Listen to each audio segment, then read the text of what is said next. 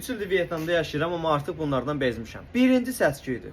Yəni o qədər səs-küylüdülər. Böyüyündən tutmuş balacasına kimi. Ancaq qışqırırlar.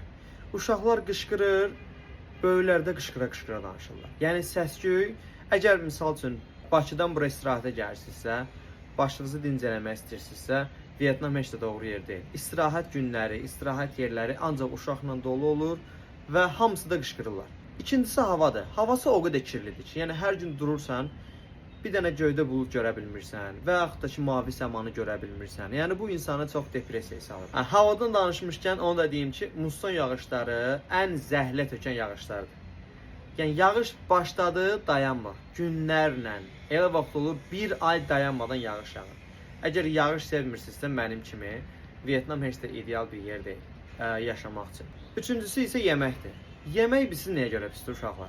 Yəni donuzu dəhşətli dərəcədə çox istifadə edirlər. Əgər halal harama fikir verən biri deyilsinizsə, hə, okey, amma fikir verirsinizsə, bu sizin çox çətindir. Yəni belə deyim də sizə, əvvəllər sadəcə donuz ətinin olub olmamağına fikir verərdim hər hansı bir restoranda.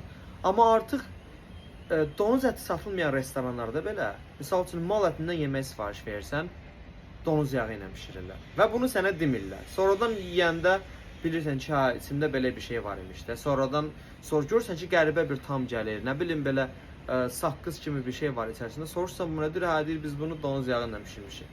Deyirəm, bəs mən dedim, axı mən yemirəm. O da dedi ki, o donuz əti deyil ki, o donuz yağıdır. Və bu saydıqlarım Vyetnamda heç bəyənmədiyim şeylərdir. Növbəti bölümdə isə Vyetnamda ən çox sevdiyim şeyləri deyəcəm. Hələlik.